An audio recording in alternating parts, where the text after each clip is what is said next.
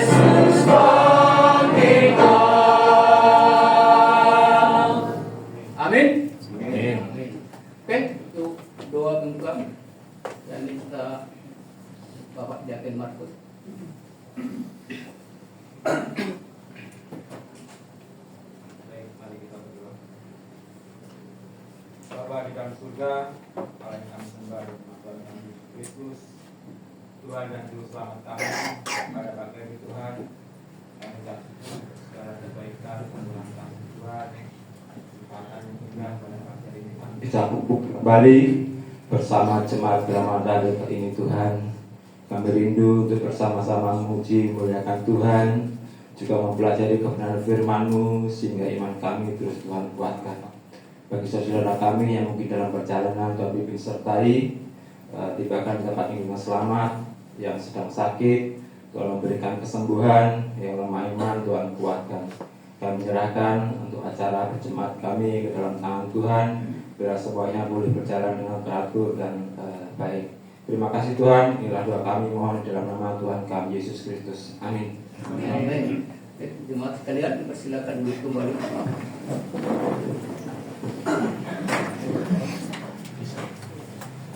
Oke, kita masih tetap memuji Tuhan kita di nomor 425. 425. Setelah ini kita akan mendengarkan pembacaan Alkitab.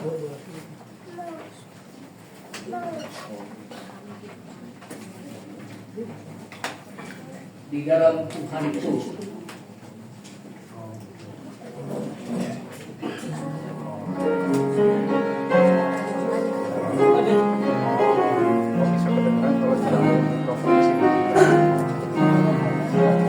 ayat pertama. Tempat yang aman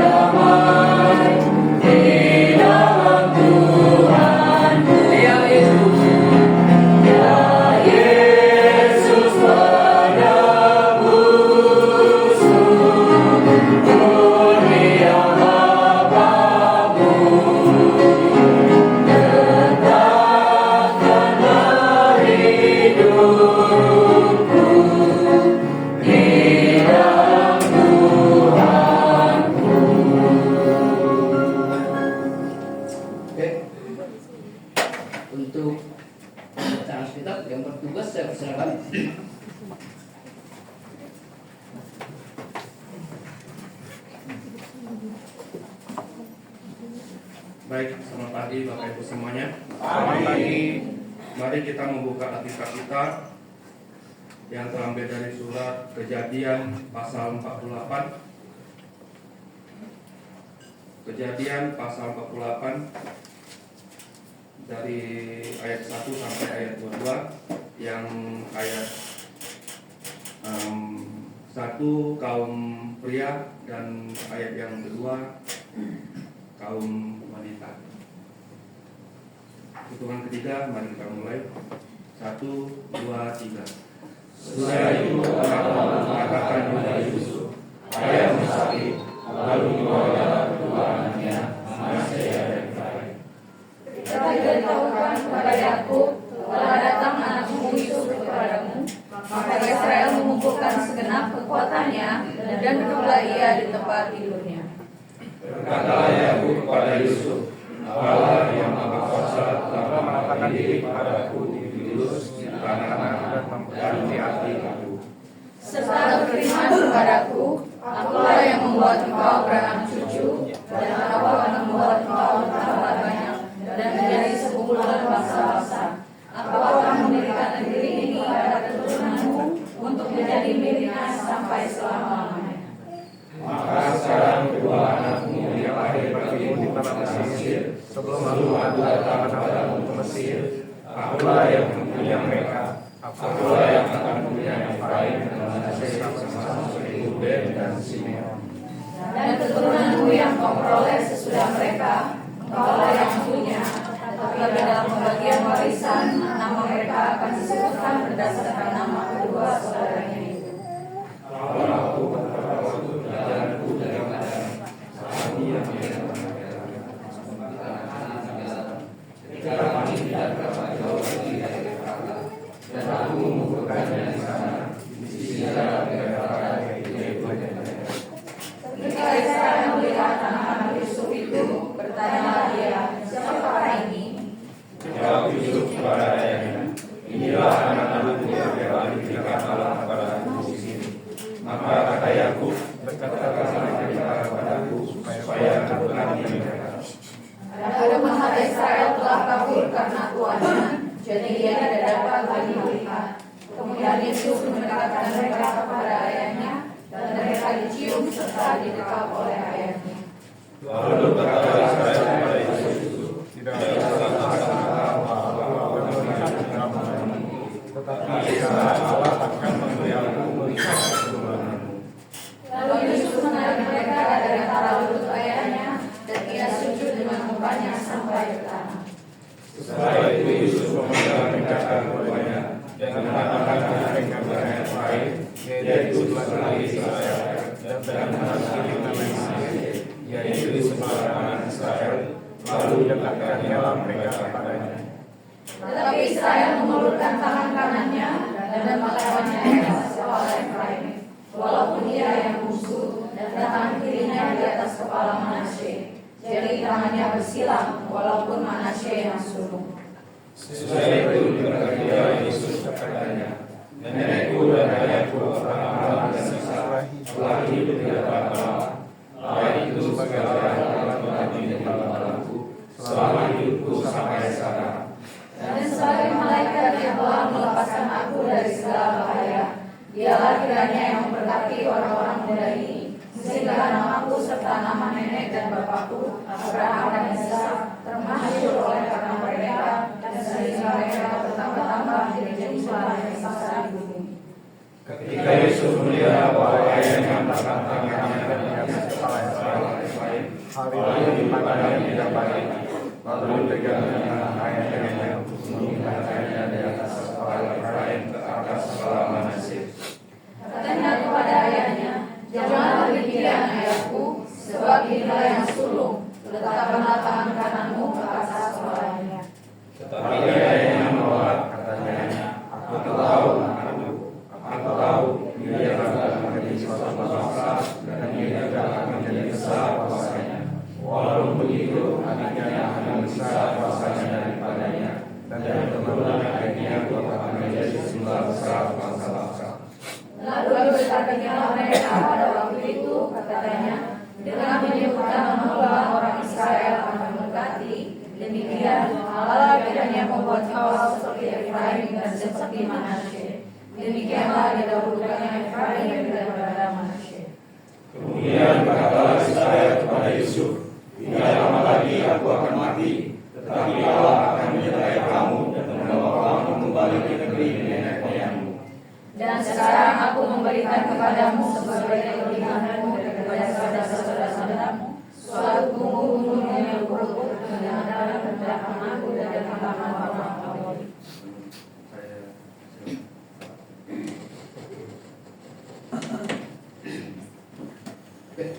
Terima kasih. Pembacaan Alkitabnya oleh Bapak Indra. Oke, masih kita memuji Tuhan di nomor 288.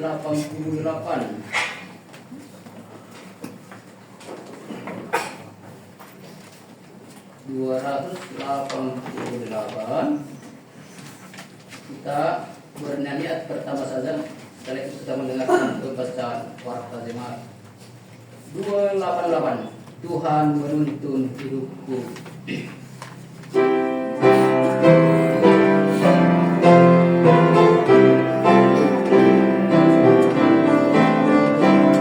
Yang pertama,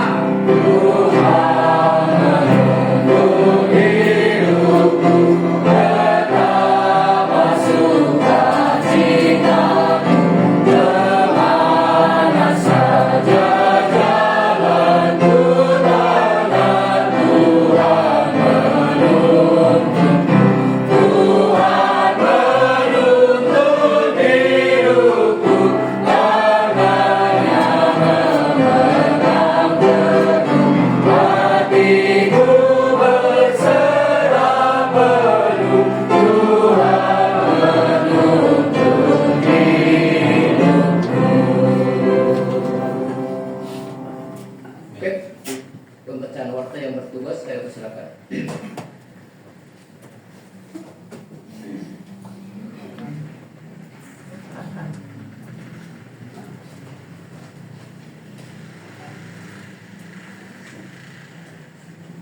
Baik, saya ucapkan selamat pagi untuk jemaat dan simpatisan semuanya. Selamat pagi. Mari kita perhatikan bersama warta mingguan tanggal 12 Juli 2026. Yang pertama, seusai kebaktian kita ada sekolah minggu dewasa. Sekolah minggu dewasa dilaksanakan pada minggu 2 dan 4. Jemaat dan simpatisan diundang untuk mengikutinya. Yang kedua, besok pagi jam 9 kita akan melayani di Lapas Wanita Tangerang. Bagi wanita yang telah menulis namanya, jangan lupa untuk membawa KTP atau SIM untuk proses registrasi. Yang terakhir, jemaat mengucapkan selamat berbahagia kepada keluarga Guru Injil Oka dan Ibu Petris atas kelahiran anak pertamanya. Kiranya Tuhan menganugerahkan kesehatan kepada ibu dan bayi dan mencukupkan segala keperluan. Untuk mengingatkan jadwal pelayanan minggu depan, 19 Juli 2026. Pengkhotbah Evangelis Servantius Wase, pemimpin nyanyi Saudara Ivan, pembaca Alkitab Bapak Marvin, pembaca warta Saudara Peter, pemusik Saudara Marinus, petugas kolekte Diakon Burton dan Saudara Rafael, penerima tamu Saudari Iras, sound system Bapak Nandra. Sekian pembacaan warta dari saya kembalikan kepada pemimpin pujian. Terima kasih untuk saudara Ben pembaca warta jemaat untuk diperhatikan. Oke, kita sebelum mendengarkan kesaksian dari kaum wanita, kita nyanyikan ayat yang kedua di nomor 288, ayat yang kedua.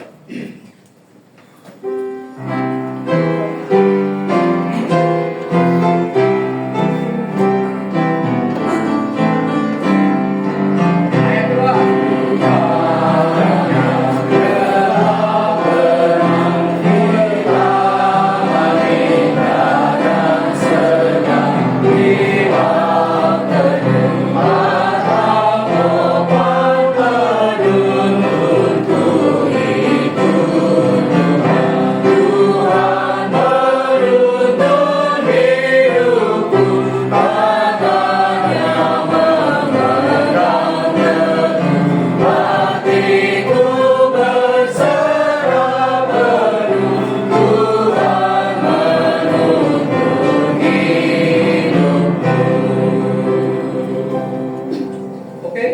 tahun wanita. Silakan.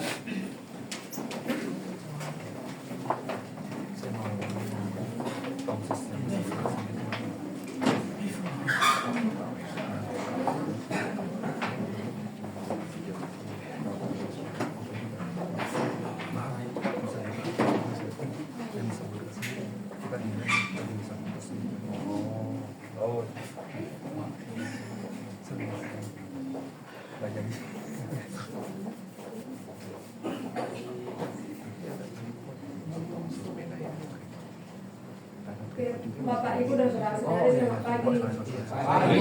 Kami kaum wanita akan kesaksian lewat lagu pujian nomor 432 Ku Perlu Kau Tuhan. Kiranya lagu ini menjadi kekuatan untuk kita. Kami nyanyikan dan selamat mendengarkan.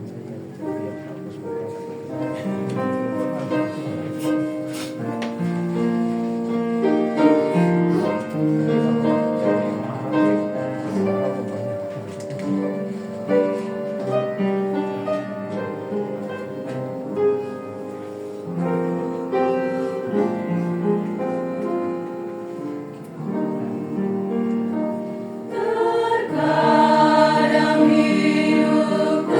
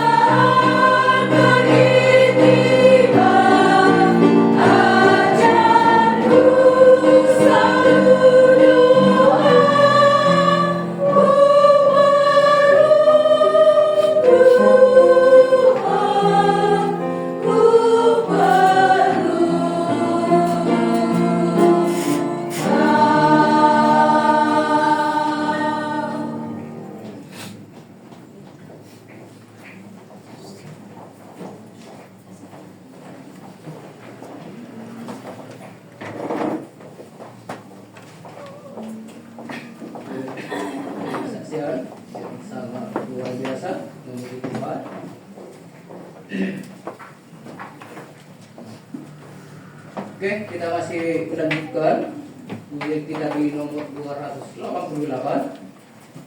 Kita nantikan ayat yang ketiga. Setelah itu kita akan mendengarkan kesaksian dari jadi satu keluarga Pak Nandra apa Bunda? Gabung. Oh gabung ya. Oh karena tadi ada dua info gitu loh. Tapi bilang Pak ini Pak Nandra dari keluarga dari. Oke lah. Kita akan mendengar kesaksian dari mereka di setelah ayat yang ketiga.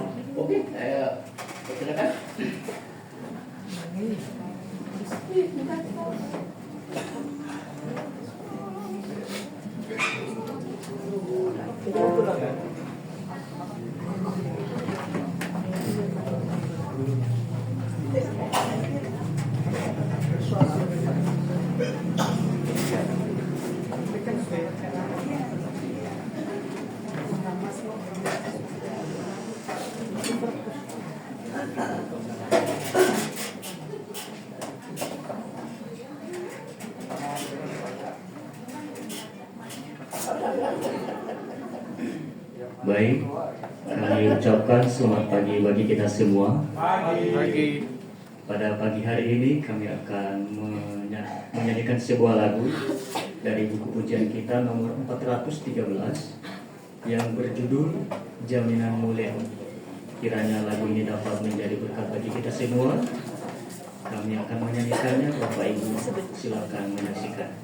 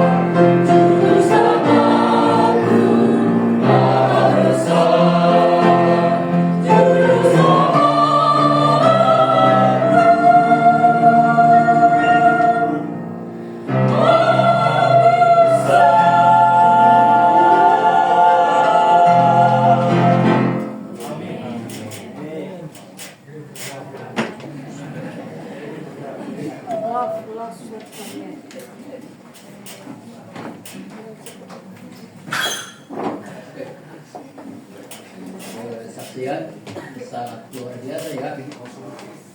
Ya, itulah enaknya orang-orang yang sudah diselamatkan. Kadang kalau dipikir-pikir ya, kadang ada yang berasal dari daerah sini, dari sana, dari ketemu. Akhirnya bisa saling menuju.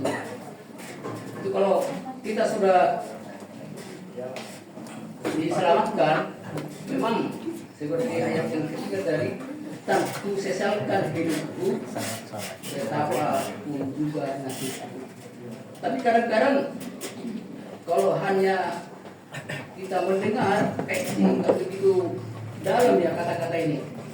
Tapi ketika kita sudah mengalami, ketika kita sudah mengikut Tuhan, kadang memang kita berpikir sering ragu-ragu. Kalau saya sendiri ya, kalau saya dulu ya terus terang aja, karena saya sayang kebenaran, banyak hal yang saya korbankan untuk dunia ini.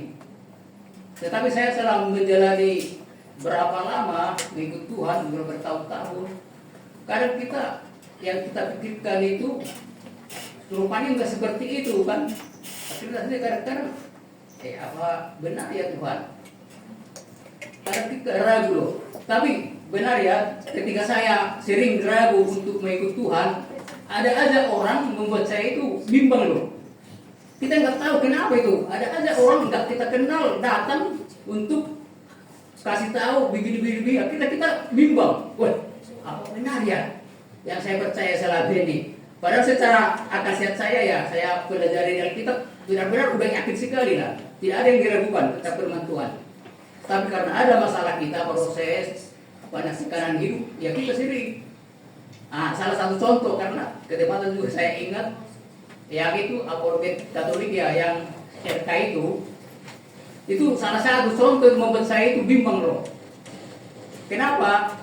Dia pernah telepon saya, ada yang kasih nomor saya lah mungkin ke dia ya, saya telepon.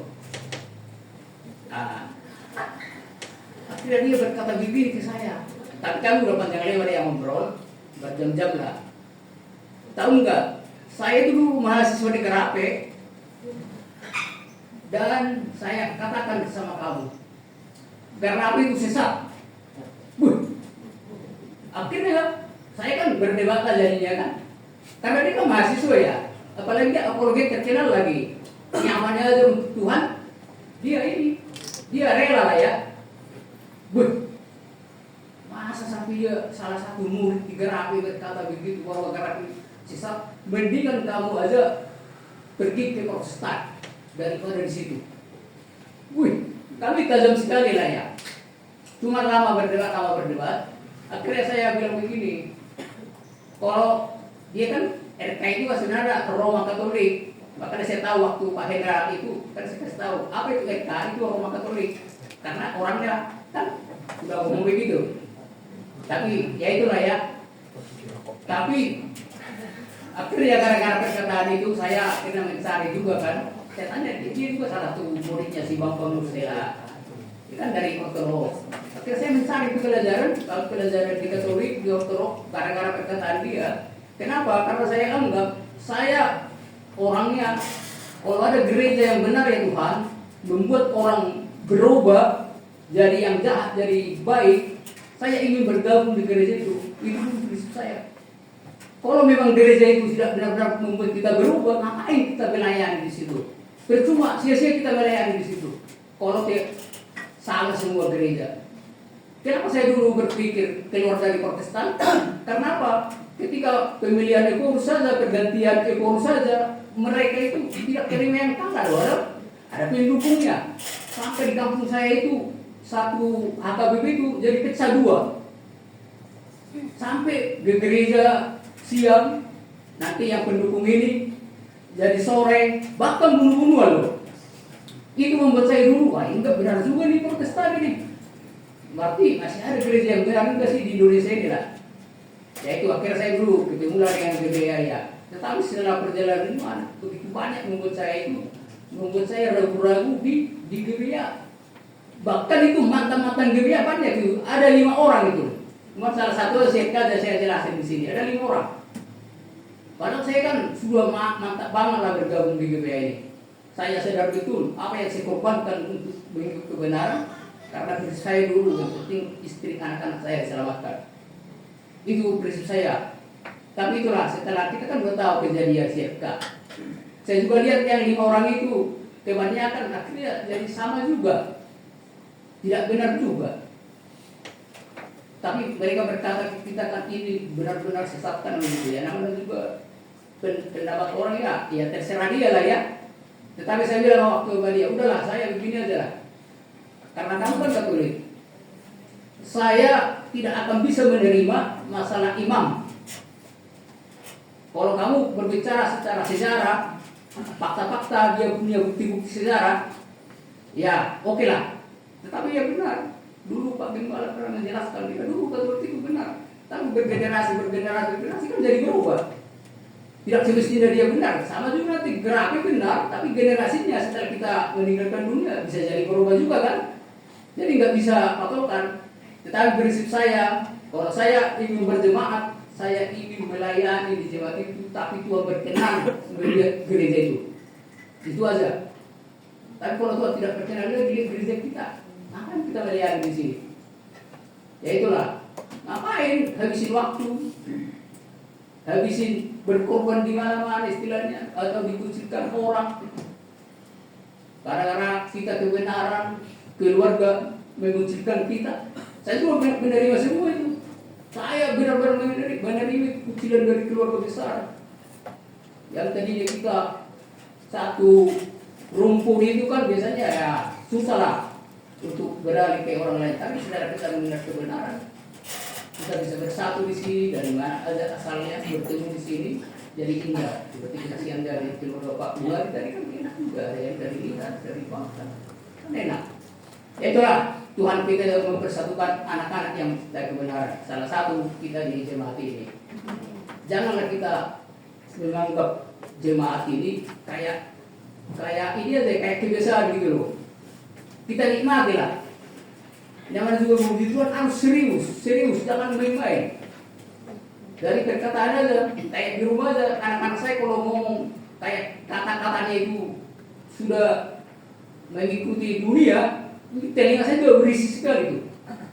Sampai Kak Green juga pernah ngomong, Pak, maklumin lah, jangan sekarang. Ya apa yang dimaklumin? Kalau perkataan itu kan tidak berisi gitu loh. Berisi sekali tuh dengar-dengar perkataan orang-orang di desa. Apa masih bilangnya kita sudah lahir baru? Nah itulah ya. Jadi makanya Pak RK saya tahu seperti itu. Wih, itu juga rupanya kan. Mungkin ada sebagian yang nonton videonya di grup kan. Kan jadi malu-malu juga. Ini apa taruhannya? Dia mencari kebenaran. Pengetahuan dia tentang kekristenan mungkin banyak ya. Tetapi salah satu, sekalipun banyak orang tahu tentang kebenaran, tapi kalau dia tidak takut Tuhan, orang-orang beginilah yang sering jatuh ke dalam dosa.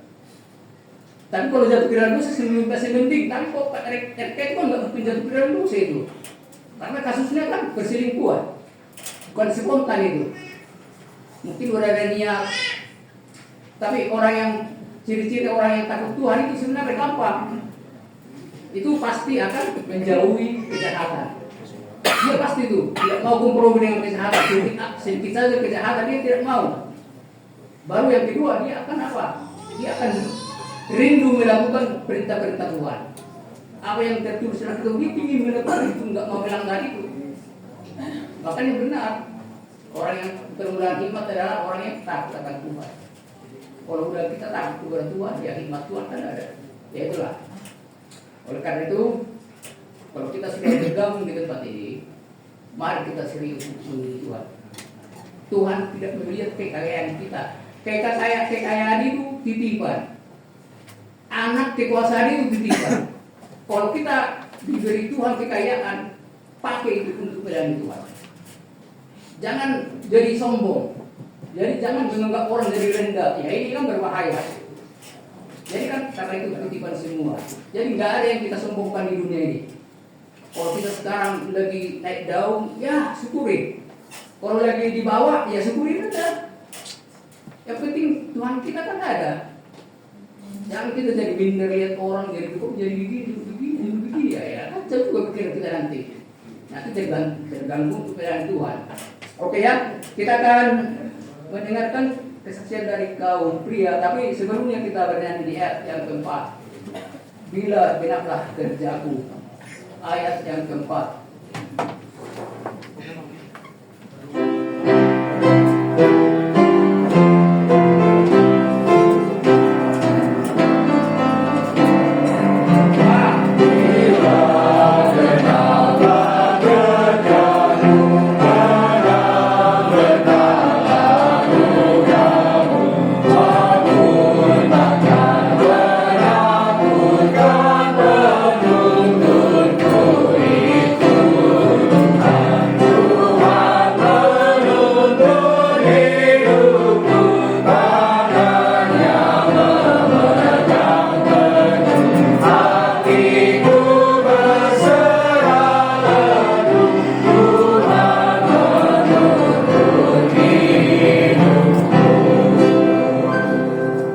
Oke, kaum pria silakan.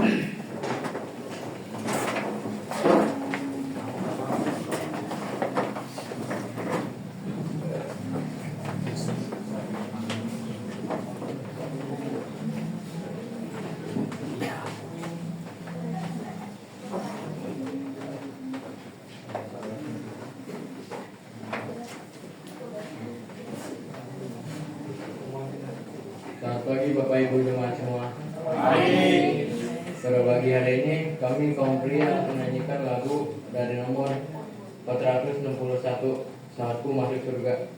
Kiranya lagu ini mengingatkan kita untuk memastikan keselamatan kita masing-masing agar saat kita meninggal kita pasti masuk surga. Amin.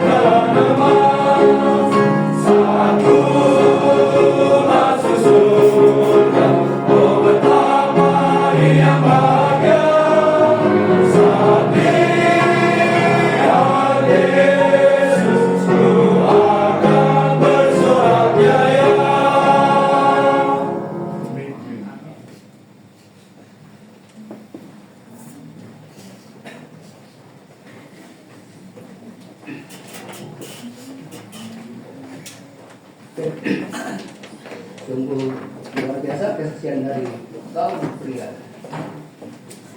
Kiranya Tuhan berkenan bisa ini. Oke, kita akan menjalankan persembahan. Kita akan memuji Tuhan kita di nomor 443. 443. Akan ada hujan berkat. Yang bertugas sudah bersiap-siap. 443.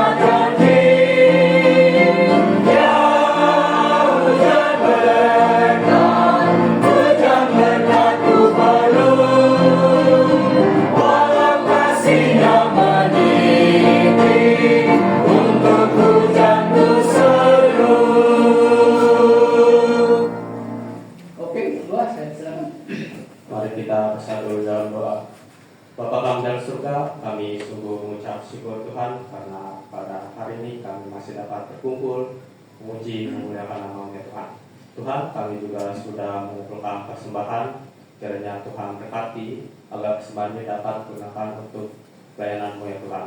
Dan juga ya Tuhan, sebentar lagi kami ingin mendengarkan penguraian firman-Mu. Kiranya Tuhan bikin terangnya akal budi dan pikiran kami, agar kami mengerti, memahami, bahkan melaksanakannya dalam kehidupan kami ya Tuhan. Terima kasih Tuhan, kami berdoa melalui anak-Mu Tuhan Yesus Kristus, Tuhan dan Juru Selamat kami. Amin. Amin.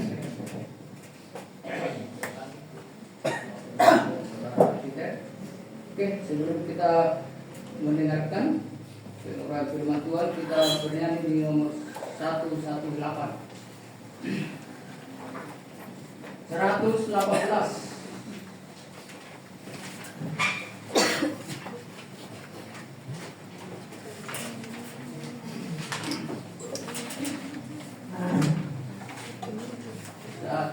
Penghibur telah datang.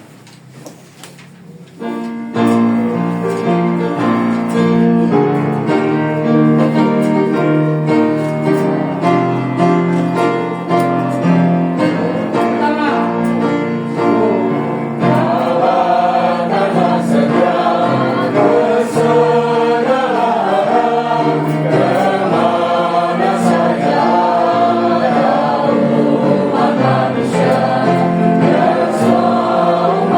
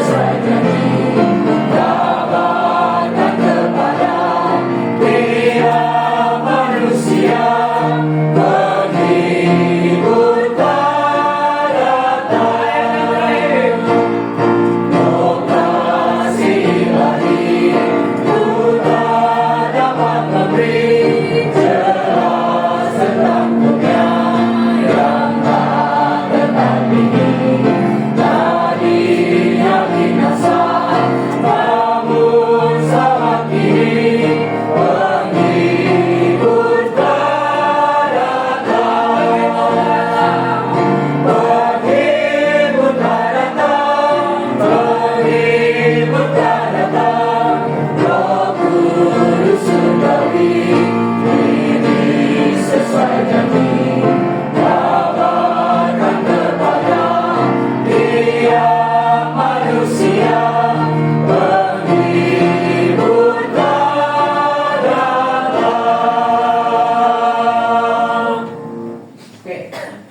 untuk selanjutnya saya serahkan kepada Bapak Gembala.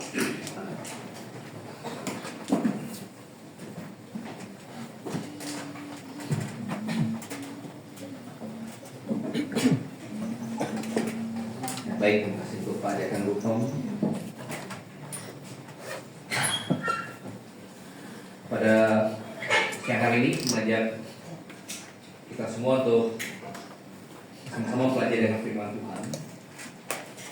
Kita buka dalam surat Ibrani. Surat Ibrani pasal yang 11. Kita akan baca satu ayat dalam ayat yang ke-21. Heaven's Hall of Fame.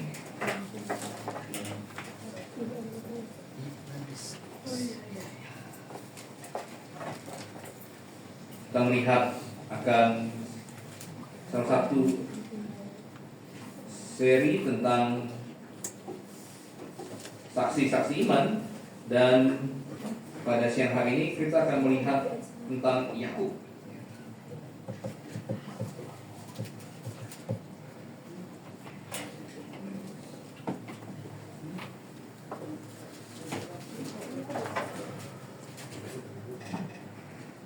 Mari kita baca bersama Yakub. Ibrani 11 ayat 21, perhitungan yang ketiga. 1, 2, 3. Karena iman maka Yakub ketika hampir waktunya akan mati memberkati kedua anak Yusuf, lalu menyembah sambil bersandar pada kepala tongkatnya. Karena iman maka Yakub ketika hampir waktunya mati memberkati kedua anak Yusuf, lalu menyembah sambil bersandar pada kepala tongkatnya. Baik. Bapa dalam surga, kami mengucap syukur Tuhan mencatatkan bagi kami umat-Mu di sepanjang zaman kesaksian para saksi-saksi iman yang luar biasa. Pada siang hari ini kami akan belajar dari kisah Yakub. Dari Tuhan tolong Roh Kudus memberikan penerangan, mengisahkan, dan juga memakai firman-Mu untuk mengajar kami semua, untuk mendidik kami dalam kebenaran, untuk memperlengkapi setiap orang percaya dan setiap perbuatan baik yang akan mereka lakukan demi nama Tuhan. Pimpin kami berdoa di dalam nama Tuhan kami Yesus Kristus. Amin. Saksi-saksi iman, Bapak Ibu Saudara dalam Tuhan. Dikatakan di dalam ayat yang ke-6, tanpa iman tidak mungkin orang berkenan kepada Allah. Segala sesuatu perlu iman. Orang percaya kepada Allah itu perlu iman. Orang tidak percaya ada Allah itu, ada satu buku bahwa dikatakan perlu iman yang lebih besar lagi, bahkan tidak percaya ada Allah. Perlu iman yang lebih besar lagi. Malam di IPA ya, penaman Alkitab Pemuda-Pemudi Piramanta, dan Michelle ada tanya, Pak, bagaimana kalau ada orang yang tidak percaya Alkitab itu benar firman Tuhan? Oh, itu mungkin saja sudah dipalsukan. Saya menjawab, karena ya, kita percaya karena kita beriman. Allah memelihara firman. Allah memelihara firman. Kita percaya bahwa ada Allah, itu juga beriman. Dan kita memiliki bukti, banyak bukti bahkan yang mendukung akan iman kita bahwa Allah itu ada. Dengan kita melihat alam ciptaan Tuhan yang begitu teratur dan luar biasanya. Bumi yang berputar pada orbitnya, tidak tabrak planet sana sini. Kemudian komposisi oksigen 21% yang tepat, tidak terlalu banyak sehingga kebakaran, tidak terlalu sedikit sehingga kita ngap-ngapan kayak waktu dengan COVID. Tepat untuk. Kemudian panjang usus kita yang dimana banyak organ tubuh kita diberikan ekstra oleh Tuhan. Kalau ini tidak diciptakan oleh Tuhan, maka usus kita hanya panjangnya secukupnya aja. Tapi tidak, Tuhan berikan ekstra. Sehingga kalau ada masalah, kemudian operasi buang usus, masih ada ekstra. Ginjal Tuhan berikan ekstra. Kalau dulu yang di China ada satu yang jual ginjalnya tukar beli iPhone, masih ada satu kalau dulu. Kalau hanya revolusi, cukup seperlunya aja, cukup satu saja, filter saja. Tapi Tuhan berikan ekstra. Hal itu mendukung akan iman kita bahwa ada Allah.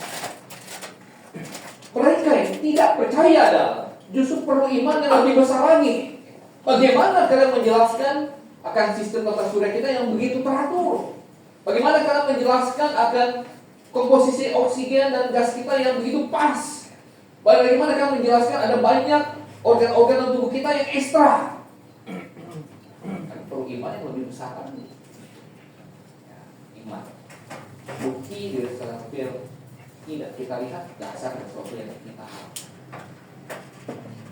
Nah, Bapak Ibu saudara Tuhan, pada kesempatan siang hari ini kita sampai di kisahnya Yakub. Yakub masuk ke dalam jajaran pahlawan iman, saksi iman. Saya ajak kita untuk melihat 3 hal. Pertama, kenapa Yakub masuk ke dalam jajaran iman? Kita akan melihat pertama perkembangan atau perjalanan iman Yakub. Perjalanan iman Yakub. Jadi dari sekian banyak beragam peristiwa dalam perjalanan hidupnya Yakub, Paulus yang kita percaya dalam penulis surat Ibrani mengambil bagian akhirnya.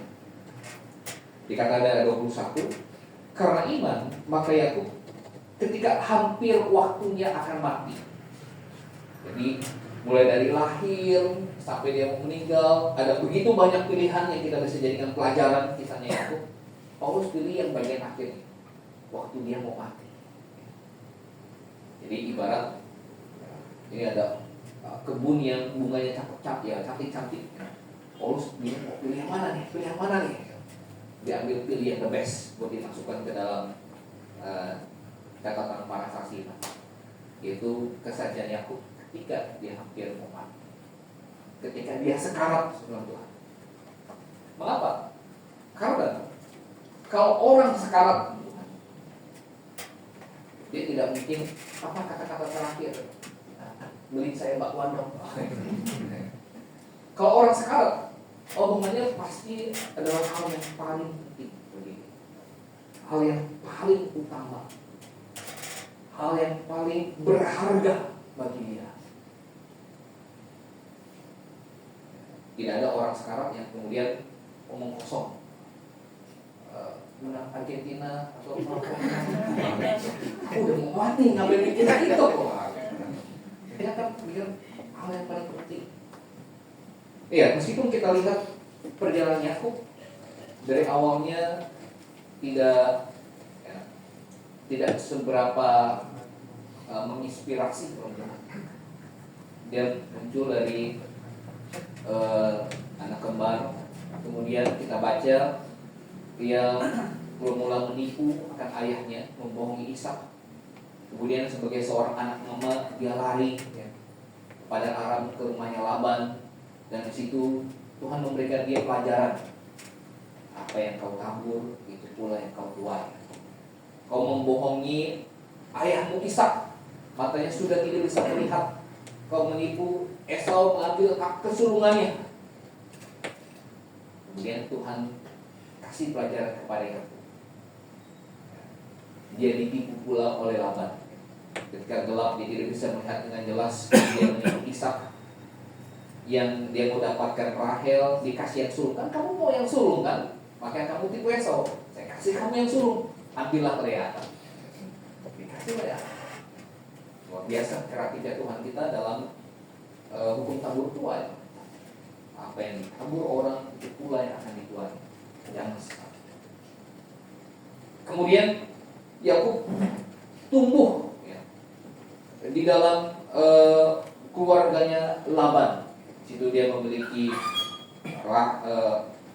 Lea, kemudian Rahel, dan Tuhan tambahkan kepada dia banyak anak.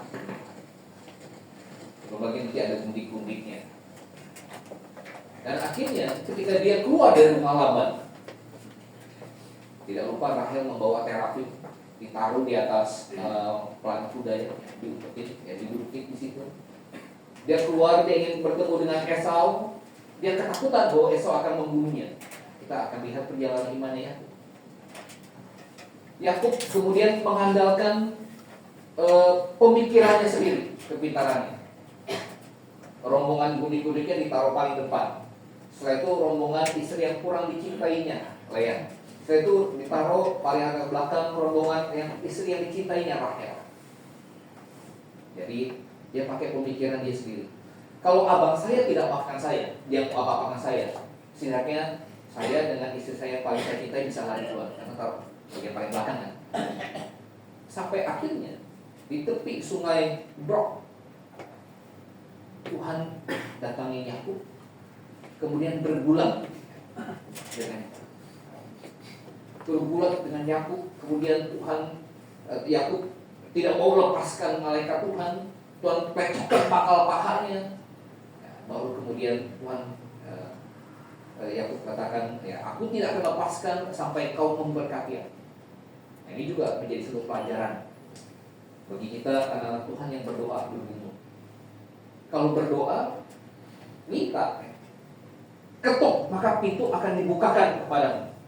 Mintalah maka engkau akan mendapatkan. Ketok pintunya jangan malu-malu. Tuhan gak jawab nih, dalam satu hari gak jawab, dalam satu minggu gak jawab, udah deh, bergulat terus seperti Yakub ya. Aku tidak akan lepaskan engkau Tuhan sebelum kau memberkati aku. Kemudian ya, Tuhan berkati. Sama ya, kalau kita bergumul akan sesuatu, kita itu ibarat kita bergulat dengan Tuhan. Jangan justru mundur. Tuhan gak jawab doa saya. Justru bergulat terus ya. Saya tidak akan lepaskan kau Tuhan sampai kau berkati aku. Akhirnya kakinya Yakub terpelecak. Yang tadinya dia pikir, wah kalau abang saya kemudian marah-marah, kemudian mau bunuh saya masih bisa lari. Sekarang kakinya terpelecak, bagaimana dia bisa lari? Dia tidak bisa mengandalkan kekuatan dan pemikirannya sendiri lagi sekarang. Dia harus bersandar kepada Tuhan. Dia ketemu dengan Esau. Sudah, apa saja siap, sudah pasrah dengan Tuhan. Tapi Esau datang mengeluh. Kemudian kita baca lagi sama Tuhan. Dia tidak berhenti sampai di situ. Yakub menjadi kepala keluarga yang beriman. Kepala keluarga yang beriman. Ingat bagaimana ketika Yakub kemudian keluar dari rumahnya Laban, dan kemudian Yakub mengadakan satu reformasi rohani. Keluarkan semua terafim kalian, mulai dari istrinya, kemudian budak-budaknya, kemudian dibakar oleh Yakub. Hari ini kita hanya akan beribadah kepada Allah yang benar. Jadi reformasi rohani. Yakub sebagai kepala keluarga, imannya bertumbuh. Dia seorang anak mama yang tipu bapaknya, kemudian seorang pekerja yang mengadakan kekuatan sendiri, sekarang jadi seorang kepala keluarga yang memimpin keluarganya kepada Tuhan. Kita hanya beribadah kepada Allah. Sampai kemudian Yakub memiliki banyak anak dan 11 putranya menipu dia dengan memasukkan Yusuf ke dalam sumur. Jadi kita lihat bagaimana Yakub menuai apa yang dia tabur sampai dengan masa tua. Jadi ibu bapaknya, sekarang anak-anaknya tipu dia. Dibilang Yusuf sudah mati. Nah, saudara Tuhan, coba kita buka dalam Kejadian. Apa kata Yakub tentang hidupnya? Jadi kita sudah baca dalam Kejadian 48. Mari kita lihat dalam Kejadian pasal 47. Kejadian 47, kita baca dari ayat 8 sampai yang ke-9. Kejadian 47, 8 sampai 9. Kita baca hitungan ketiga bersama-sama. 1, 2, 3. Kemudian bertanyalah Firaun kepada Yakub, sudah berapa tahun umurmu? Jawab Yakub kepada Firaun, tahun-tahun pengembaraanku sebagai orang asing berjumlah 130 tahun. Tahun-tahun hidupku itu sedikit saja dan buruk adanya, tidak mencapai umur nenek moyangku, yakni jumlah tahun mereka mengembara sebagai orang asing. Jadi 130 tahun, Yakub bilang, tahun hidupku itu buruk adanya. Umur berapa Yakub meninggal?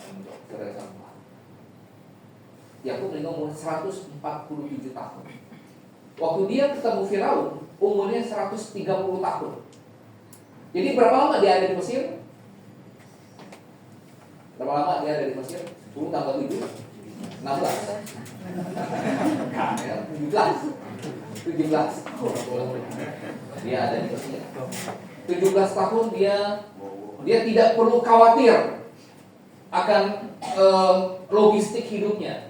Semua diurus oleh anaknya yang dikira sudah mati, yang sekarang jadi perdana menteri Mesir. 17 tahun tinggal di tanah Goshen.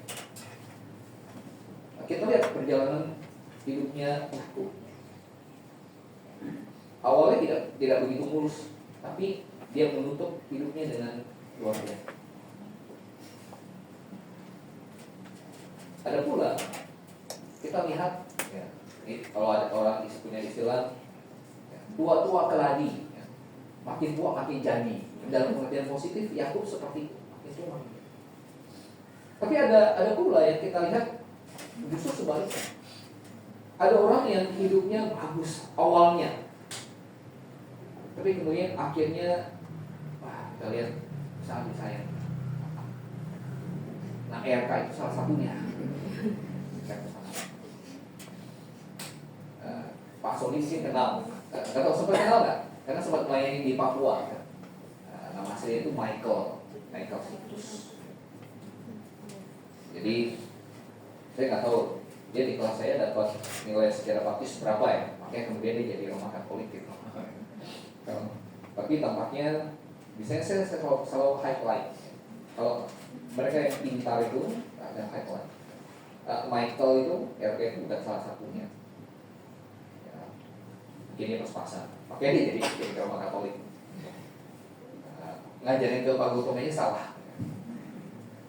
Jadi saya mengajarkan ada perbedaan cara pandang antara Roma Katolik memandang dirinya sendiri dengan Protestan memandang Roma Katolik, dengan Baptis memandang Roma Katolik. Kalau Roma Katolik memandang Roma Katolik, mereka benar, sampai sekarang masih benar. Awalnya benar, sampai sekarang masih benar. Protestan memandang Roma Katolik, awalnya benar, kemudian sekarang ya, makin lama makin menyimpang, akhirnya perlu direformasi Protestan, perlu direform. Nah, jadi yang Michael mengajarnya itu pandangannya Protestan, CRK itu. Ya, awalnya benar, menyimpang, kemudian perlu diprotes.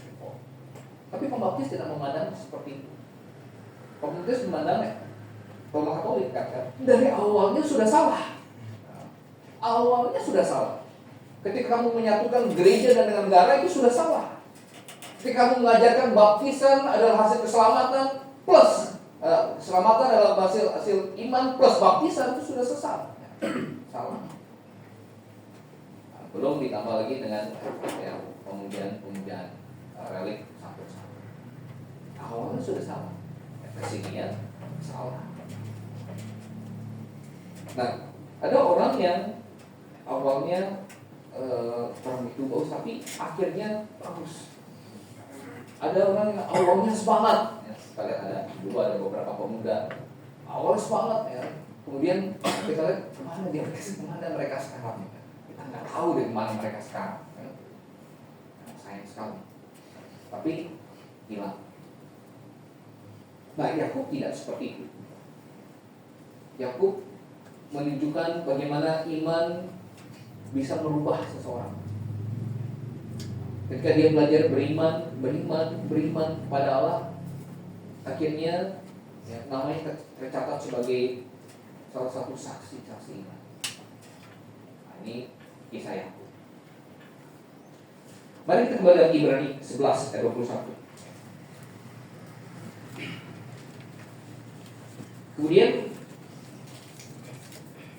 alasan kedua, kenapa Yakub dimasukkan ke dalam saksi-saksi iman? Karena dikatakan, karena iman maka Yakub ketika hampir waktunya akan mati, ya, ketika dia sekarat, memberkati kedua anak Yusuf.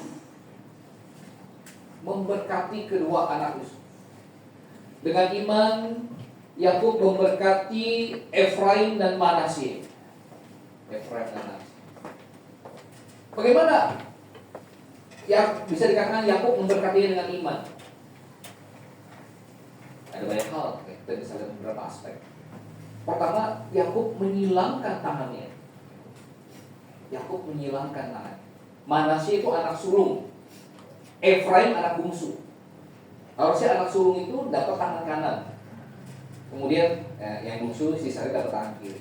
Yang sulung dapat tangan kanan. Jadi berkat kesulungan itu di tangan kanan. Tetapi oleh Yakub dikatakan matanya sudah tidak dapat lihat dengan jelas kok itu. Tapi tampaknya ada dorongan, ya, kita percaya itu adalah pimpinan Tuhan. Ada dorongan di mana dia justru menyilangkan tangannya. Sehingga ketika Yusuf, oh tidak baik kalau begitu Bapak, aku tahu Yusuf, aku tahu apa yang aku lakukan. Dia didorong, ya dorongan dari Tuhan untuk menyilangkan tangannya. Dia melakukannya dengan iman. Sehingga berkat kesulungan jatuh kepada Efraim, bukan kepada manusia. Jadi dia melakukannya dengan iman, meskipun dia sudah tidak dapat. Dan kemudian kita lihat lagi sebelum Tuhan. Biasanya kalau orang sekarat ya, mau meninggal, bagi-bagi warisan. Warisan ada 2 anaknya atau ya, ada 12 plus anaknya Yusuf dijadikan anaknya. Oke, kita mau bagi warisan ya. Kita mau bagi warisan sama Michael Michelle rumah di Naka, Michael rumah di Lampung misalkan gitu, atau mana kan? Sudah ada dulu belum rumahnya? Sudah, gitu ya. Sudah ada dulu barangnya yang mau dibagikan. Deposito apa di sini kamu, ya. Deposito yang di sini kamu misalnya. Sudah ada dulu uangnya, barangnya. Kalau belum ada dulu barangnya, Michelle ambil foto papa yang di itu ya, yang soal Marina di Serpong. Ini papa lagi ngayal atau apa? Itu bukan punya papa kok, bagi-bagi ya. Sama tentu. Yakub melakukannya dengan iman. Kalau kita baca tadi dalam Kejadian 48 sampai 49. Oh nanti Ruben akan dapat tanah ini, Gad akan dapat tanah ini. Yakub sudah punya tanah di Kanaan belum? Belum. Tanah Kanaan belum ditaklukkan. Dia lagi masih ada di Mesir. Israel bahkan nanti akan diperbudak di situ. Belum jadi punya mereka. Tetapi Yakub sudah bagi-bagi. Jatahnya Efraim, jatahnya Manasye, jatahnya Ruben, jatahnya Gad. Bagaimana Yakub melakukan? Karena dia percaya, dia beriman bahwa kelak Allah akan menepati janji. Tanah Kanaan akan menjadi tanah milik turunan Abraham, dan itu akan dibagi-bagikan. Yakub melakukannya dengan iman. Dia memberkati kedua anak Yusuf. Kemudian kita lihat lagi Tuhan. Ketika Yakub memberkati Efraim dan Manasye, Yakub berkata kepada Yusuf, 2 anak kamu itu sekarang akan menjadi 2 anak. 2 anak. Jadi 11 plus 2 jadi 13. 11 anak Yakub yang lain semuanya adalah pengembala, peternak, tidak punya pendidikan yang tinggi. Tapi 2 anak Yakub yang baru diangkat ini, itu cucunya Efraim Manasye, itu beda. Efraim Manasye ini bukan peternak pengembala. Ini anak pangeran Mesir, anak dari putri Imam Dion. Mungkin kalau Yusuf tidak ajarkan tentang Allah yang benar, mereka mungkin akan menjadi penerus daripada kakeknya, jadi imam tinggi di Mesir, ya, Dion, yang sangat dihormati. Tetapi tidak, Yakub bilang Efraim Manasye milik. Saya tidak peduli jabatan mereka yang mereka dapatkan dari bapaknya di Mesir. Mereka milik saya. Mereka harus percaya kepada Allah Yehova yang saya percaya.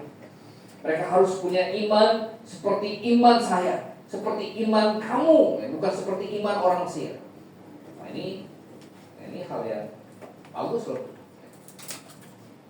Kerinduan seorang kakek, kakek karena Efraim dan Manasye sudah menjadi anaknya, seorang bapak kepada anak-anaknya, supaya anak-anaknya diselamatkan, punya iman yang benar. Kamu punya jabatan yang tinggi di Mesir, kemudian bisa kamu gantikan kakekmu sebagai imam tinggi di On, kamu akan dihormati, kamu akan kaya nanti, percuma kalau kamu tidak diselamatkan. Nah, Efraim dan Manasye, apalagi biasa mereka yang berada di tempat yang tinggi itu rawan jatuh. Bisa jadi mungkin dia tidak tahan ketinggian atau terpeleset. Mereka berada di tempat tinggi itu rawan jatuh. Anginnya makin besar yang ada di tempat ini, godaannya itu makin besar. 74 kilo emas. Wah, goyah nih. Nah, goyah. 74 kilo emas. Jatuh. Tapi Yakub memberikan pelajaran kepada Musa, kepada kaum keturunan Musa. Coba kembali dalam Ibrani 11. Yang kemudian dicatatkan oleh Paulus. Ibrani pasal 11. Saya akan bacakan ayat 24 ya, sampai 26.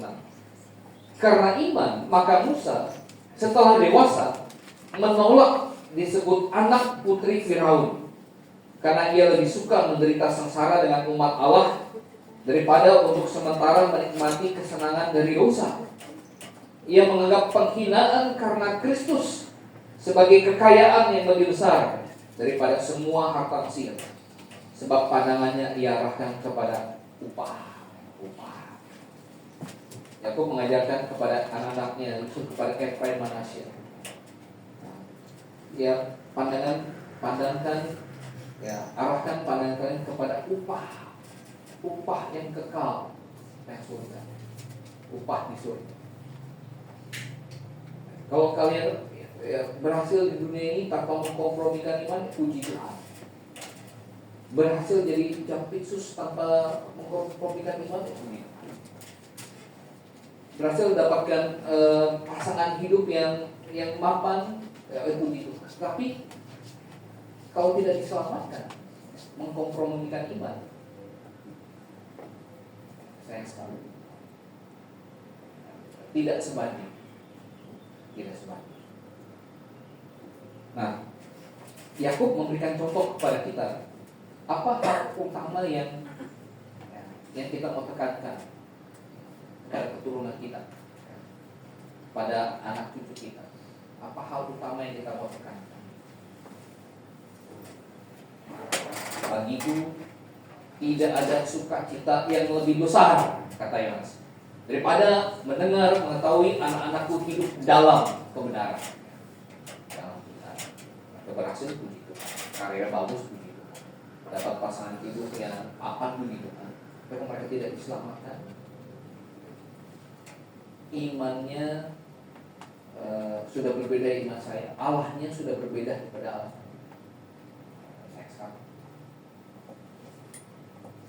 Kemudian dengan iman Yakub, kita lihat dalam Ibrani 11, memberkati kedua anak Yusuf. Bagian kedua ya. Yang ketiga, kita melihat dengan iman Yakub menyembah sambil bersandar kepada kepala tongkatnya. Dengan iman Yakub menyembah sambil bersandar kepada kepala tongkatnya. Yakub menyembah dengan iman. Menyembah dengan. Jadi ya, ingat Yakub sudah tua, 147 tahun. Jadi ketika dia memberkati kedua anak Yusuf, Efraim dan Manasye, dia duduk di tepi kasurnya, kemudian memegang tongkatnya dan kemudian bersandar kepada kepala tongkatnya. Gitu ya, ada kakek-kakek. Nah, beberapa dari apologet atau mungkin komentator Katolik katakan, nah, lihat itu, Yakub berdoa kepada relik. Yakub menyembah patung, menyembah tongkatnya. Di tongkat itu ada gambaran misalkan Allah atau ada nama Allah. Jadi itu dipakai sebagai pembenaran mereka. Kita nggak apa-apa. Ada patung, kemudian salib, kemudian kita bakar lilin untuk Maria, kita bakar lilin, kita doa di depannya. Karena Yakub juga seperti itu. Nah, padahal tidak, Yakub bukan menyembah kepala tongkatnya. Yakub bersandar untuk menyembah sambil bersandar kepada kepala tongkat, bukan menyembah kepala tongkat. Ortodoks juga sama. Ortodoks bilang, Ortodoks bilang, Ortodoks dan Katolik itu mereka ribut. Ini memecah gereja dibagi dua menjadi gereja Barat, itu gereja Roma Katolik, gereja Timur itu gereja Ortodoks. Mereka berdua itu saling gontok-gontokan. Yang satu pemimpinnya paus, yang satu pemimpinnya disebutnya patriark. Mereka saling kutuk-mengutuk. Ortodoks bilang kepada Katolik, kalian sembah patung, bakar lilin, patung Maria, apa segala macam. Kami nggak ada patung ya. Katolik bilang kepada Ortodoks, kalian nggak punya patung, kalian punya ikon. Ikon ya, lukisan dari kaca mozaik itu, lukisan Barok, Santo, Santa segala macam. Kemudian mereka bakar lilin di depan kaca mozaiknya itu. Katolik bilang sama aja. Jadi mereka untuk. Nah, kita tidak percaya hal ini. Kita percaya Yakub bukan menyembah kepala tongkatnya. Yakub menyembah Tuhan sambil bersandar kepada kepala tongkatnya karena dia sudah tua. Dia menyembah Tuhan. Dia menyembah Tuhan dengan imannya. Dengan iman. Tidak ada musik penyembahan pada waktu itu. Nggak ada orang yang main gitar atau main apa, kemudian tapi Yakub masih bisa masuk ke dalam penyembahan. Dia menyembah Tuhan. Tidak ada ref lagu yang diulang-ulang di situ. Tapi Yakub menyembah. Apa yang Yakub lakukan dalam penyembahan itu? Coba kita buka dalam Kejadian 48. Kejadian 48.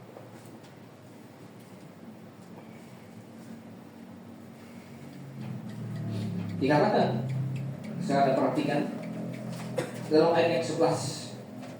Lalu berkatalah Israel kepada Yusuf, tidak kusangka-sangka bahwa aku akan melihat mukamu lagi.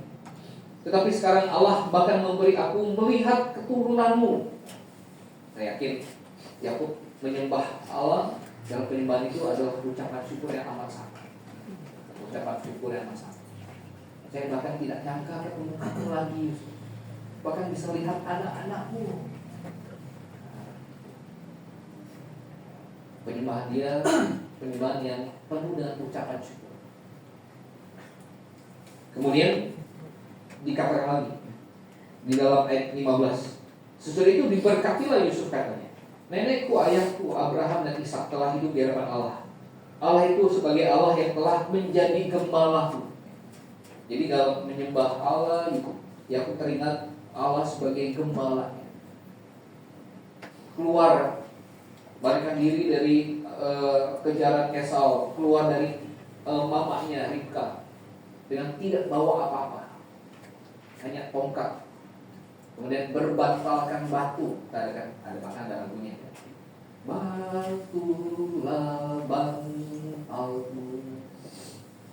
Itu kisah Yakub. Tapi pulang keluar dari Laban membawa segerombolan, sampai punya 12 anak lengkap, sampai kemudian menjadi ayahnya dari seorang perdana menteri. Allah adalah gembala. Yakub merasakan pimpinan Allah sebagai gembala. Pimpinan Allah sebagai gembala. Kemudian tidak berhenti di situ. Selama hidupku sampai sekarang, dan sebagai malaikat yang telah melepaskan aku dari segala bahaya. Dalam penyembahan Yakub teringat akan semua pertolongan Tuhan, melepaskan dia dari bahaya. Dia pikir bakal dibunuh oleh Esau, tapi tidak, justru berdamai. Dia pikir dia kehilangan Yusuf, justru Yusuf sekarang memelihara Yusuf. Kalau sosial Tuhan, Yakub menyembah dengan iman. Dan ini menjadi satu contoh bagi kita juga. Ketika kita menyembah itu bukan sekedar kita kemudian angkat tangan. Perlu ada pemain musik yang jago, yang tidak salah kunci. Kalau salah kunci kemudian aura penyembahnya jadi rusak. Saya ingat dulu waktu saya di SMA tukang doa gitu. Jadi saya punya teman satu yang jago main gitar, Pokoknya kalau ada dia yang main gitar, kita bisa masuk ke penyembahan.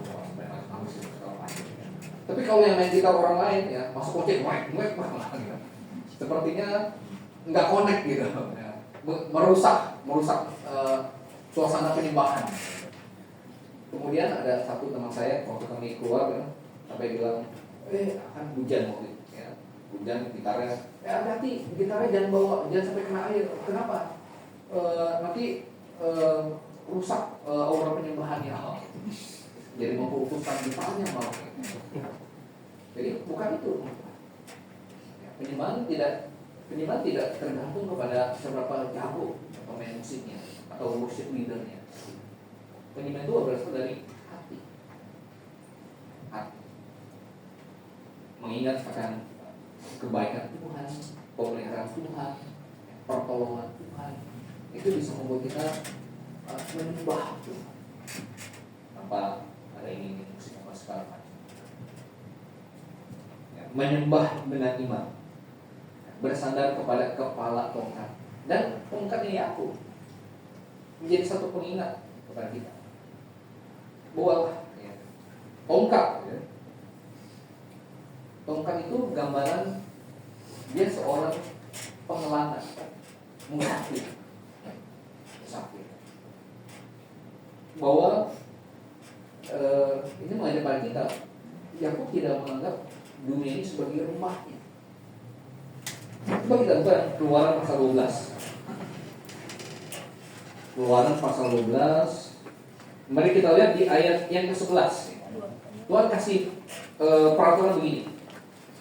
Pada waktu perayaan Paskah, semua anak sulung Firaun yang tidak percaya, anak sulung orang Mesir yang tidak percaya mati.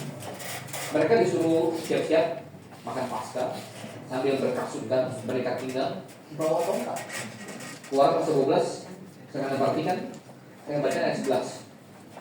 Dan beginilah kamu memakannya, pinggangmu berikat, kasut pada kakimu, dan tongkat di tanganmu. Buru-burulah kamu memakannya, itulah Paskah begitu.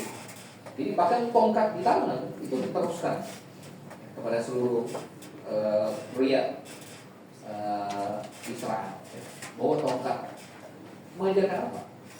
Kamu akan segera pergi meninggalkan Mesir. Dari Mesir, aku panggil anakku. Kalau saya meninggal nanti, kata Yakub dan juga Yusuf berkata pada anak-anaknya, bawa tulang saya keluar dari Mesir. Mesir itu gambaran dunia, Kanan itu gambaran surga. Ketika malaikat maut lewat mati, setiap akan setiap berangkat, bawa tongkat. Tongkat itu menggambarkan posisi kita sebagai pengelola. Dan dunia bukanlah rumah kita. Dunia bukan. Bersyukur ini tidak jadi rumah terakhir kita. Kalau ini menjadi rumah terakhir kita, ya betapa menjadikan kita. Kita tinggal di dunia yang kacau, yang tidak sempurna, jauh dari sempurna, jauh dari kelayakan dan kekurangan, tidak adilan, kemudian berantakan. Syukur dunia ini bukan rumah. Dan kita diberitahu ada rumah yang lebih baik, tempat yang lebih baik. Kalau dunia rumah kita kerja puluhan tahun, yang awal-awal dapat kerja mungkin skripsi semangat, kemudian yang sudah puluhan tahun lewat jalan dan Mogot, puluhan tahun lewat jalan tol Tangerang, macetnya segala macam, wah. Kalau hanya begini hidup kita, maka kita tidak. Dunia ini bukan rumah. Terus siapkan satu tempat yang jauh lebih baik bagi. Dan tongkat Yakub itu sebagai pengingat, ingat keluarga negara, ingat posisi, ingat siapa engkau, ingat di mana rumahmu yang sesungguhnya. Jadi Bapak Ibu saudara dalam Tuhan, dari Yakub kita mendapatkan pelajaran bagaimana seorang mulai mungkin dengan tidak begitu baik, tapi dia menutup hidupnya dengan sangat baik. Imannya bertumbuh. Kemudian kita juga melihat bagaimana Yakub karena imannya dia memberkati kedua anak Yusuf, yaitu Efraim dan Manasye. Bagaimana orang tua menginginkan yang terbaik untuk anak. Apa yang paling utama yang dia tekankan kepada keturunan. Dan akhirnya dia menyembah sampai bersandar kepada kepala tongkat. Ya, dia mengingat akan semua pertemuan. Kiranya kisah hidup Yakub dan mengapa dia dimasukkan ke dalam jajaran iman, dalam pekok saksasi iman dapat menjadi berkat bagi kita semua. Bapa di dalam surga, kami mengucap syukur untuk catatan firman-Mu dan bagaimana kami dapat menarik banyak pelajaran rohani yang berharga daripada kisah hidup Yakub. Biar Tuhan pimpin agar kami dapat menarik pelajaran-pelajaran yang positif, baik, dan juga dapat menerapkannya dalam kehidupan saya. Tuhan tolong pimpin kami semua. Kami mengucap syukur, kami berdoa di dalam nama Tuhan kami Yesus Kristus. Amin.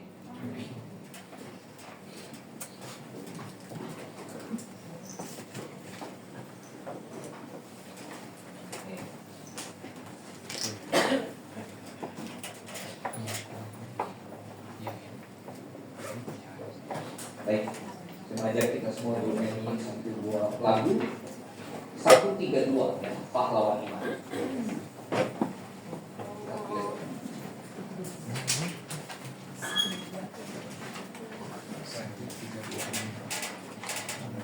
Yakub masuk jajaran, Yusuf pun pahlawan.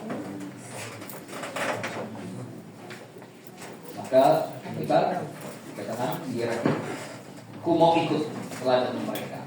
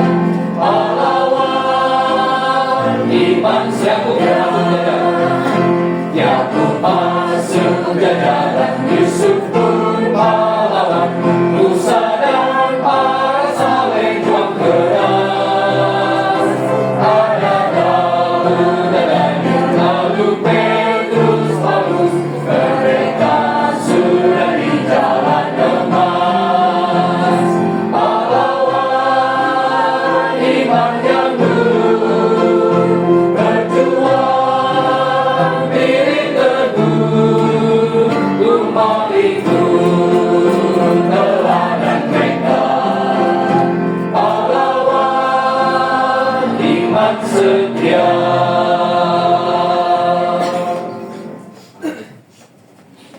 Oke, baik, atas nama jemaat kami memberikan undangan kepada Bapak Ibu, saudara, saudari. Kalau ada di antara Anda yang menyatakan iman sudah diselamatkan, ingin bergabung menjadi anggota jemaat, memberi diri dalam baptisan orang percaya, berpindah ke anggota jemaat, silakan maju ketika lagu undangan ini dinyanyikan. Baik, kita bagi berdiri.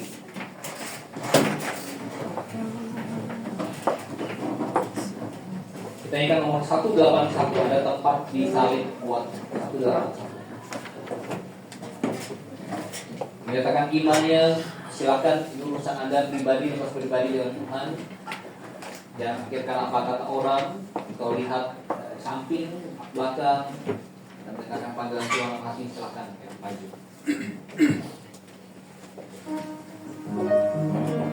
Beriman sudah diselamatkan, ingin bergabung, beri baptisan atau percaya, kamu kan jemaat, silakan.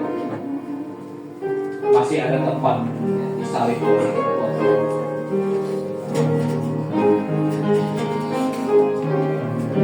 Salib tempat Yesus mati,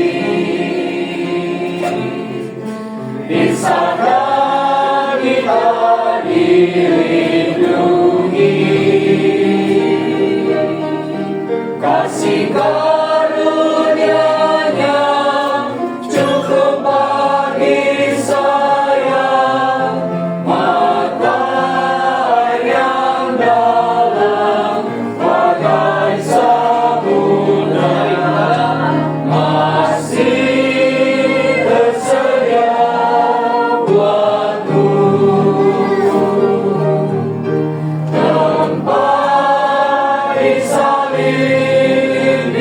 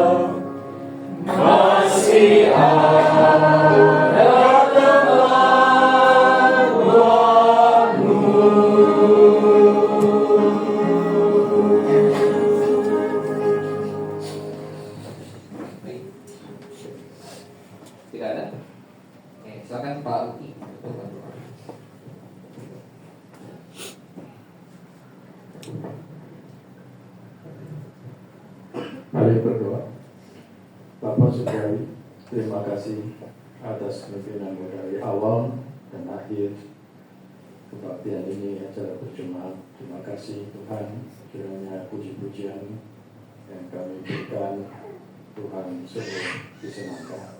Terima kasih untuk firman-Mu yang terus akan menjadi panutan bagi kami di kehidupan kami sekarang ini.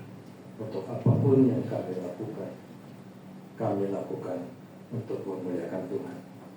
Terima kasih untuk Gembala Arifan, dan Tuhan berkati staf keluarga dan Tuhan jemaat mata ini dapat yang semakin besar dan dipakai oleh Tuhan di dalam segala pelayanan. Terima kasih Bapak. Sebentar kami akan berpisah satu dengan lain, dan Tuhan pimpin kami semua dalam kehidupan kami adil besar. Di dalam nama Tuhan Yesus Kristus kami berdoa. Amin. Amin. Ya, baik, Bapak Ibu Saudara.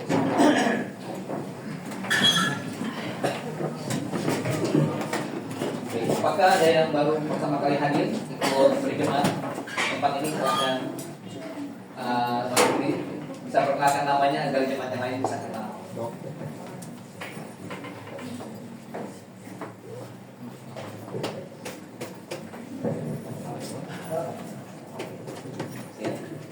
Selamat siang semua. Ya, saya Sony dan saya membawa anak dan juga istri saya. Kami dari GBA Abipura. GBA Abipura di Jayapura Di Papua. Ya, Papua. Ya, kebetulan anak kami kuliah di Tangerang. Jadi kami sementara pindah ke sini. Demikian. Baik, mungkin Pak Sony bisa kenalkan nama putrinya Oh, iya. dan ibu biar ibu kenal. Saya yang kenalin atau? Kenalin aja. Oh iya, anak saya namanya Intan, biasa dipanggil Jessie, bisa juga Intan. Kemudian istri saya Yuni. Dari Intan dan Ibu Yuni. Iya. Ya, ya, silakan. Ya, selamat siang semua. Selamat siang. Nama saya Cing ya. Saya sebenarnya dari Bogor. Cuma memang anak saya kan kuliah di UGM. Jadi saya terakhir banyak di Alam Sutra ya. Jadi terakhir saya ada dapat undangan ikut blok kelas ya gitu. Dan blok kelas ya itu terakhir ya cari ini juga ya, maksudnya berdiri jadi mana gitu. Akhir yang terdekat dari Alam Sutra ya di sini. Ya demikian. Terima kasih. Ya, baik. Datang untuk Pak dan keluarga Pak Sony. Keluarga Pak Sony yang saya posting itu yang sedang mencari tempat ya. Sudah ketemu belum Pak Sony? Sudah? Di Geraha Raya. Oh, di Geraha. Di Geraha Raya berarti dekat dengan keluarga Pak Erwin dan Ibu Auni. Jadi saudari Intan kuliah di Binus. Jadi adik kelasnya saudara Ivan. Ivan, cicinya Intan. Jadi kelas. Baik, kami ucapkan selamat datang. Datang juga terima kasih. Kami akan nyanyikan satu lagu untuk menyambut Pak Hakim dan keluarga.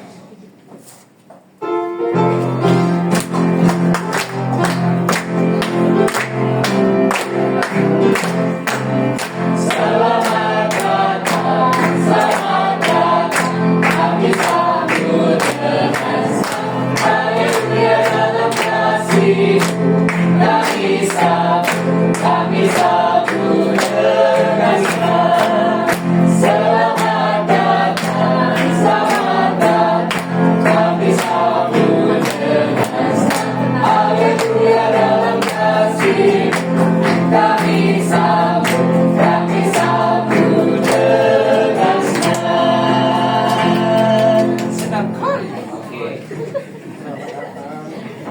Baik, kita masuk ke sesi tanya jawab. Kalau ada pertanyaan dipersilakan.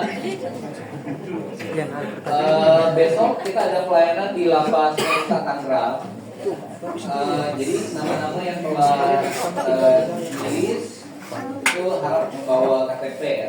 Berarti yang berhalangan berarti Ibu Yani tidak jadi, Ibu Oni bisa ya, Ibu Aslina, Ibu Lini, Ibu Oni, di sini nanti ada Saudari Ines dan Wiki dari Grafi.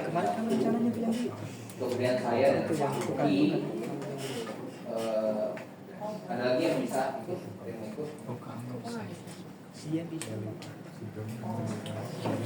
Tinggal di dalam. Ya.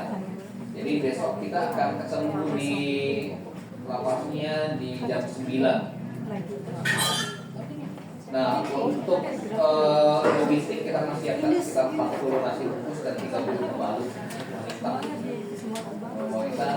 Nanti saya minta banget dari itu yang kita pakai yang dana yang apa gitu ya, seminar ya, seminar ya.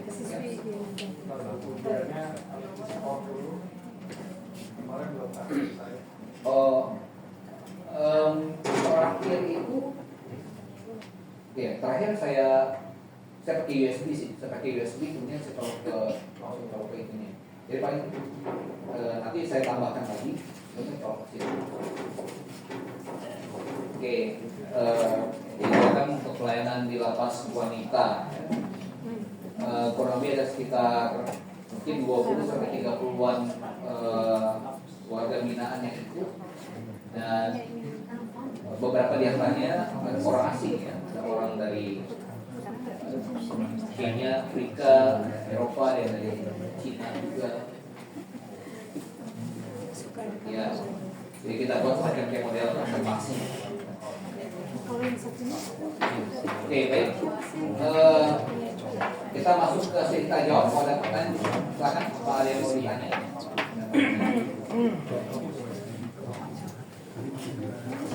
Ada pertanyaan?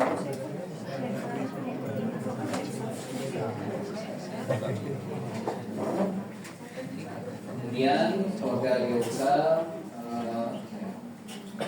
mengajarkan ada rencana ini mau besok nanti malam, masih di posisi masih di rumah sakit ya, di Sariasi. Di macam itu rencananya jam 6 jam besok di Sariasi. Baik, ada pertanyaan? Kemudian kita akan break sekitar 7 menit. Kita akan mulai sekolah minggu dewasa di 11.45. 11.45 kita mulai sekolah minggu dewasa di sini. Bagi jemaat Sakarisa yang mau ikut dipersilakan pembahasan. Kita akan mulai di kitab Wahyu pasal 12. Jadi akan bahas habis kitab Wahyu. Ada pertanyaan? Tidak ada? Baik, bagi kita sampai sini. Selamat siang. Selamat siang. Selamat siang. Selamat siang. Selamat siang. Selamat siang. Selamat siang. Selamat siang.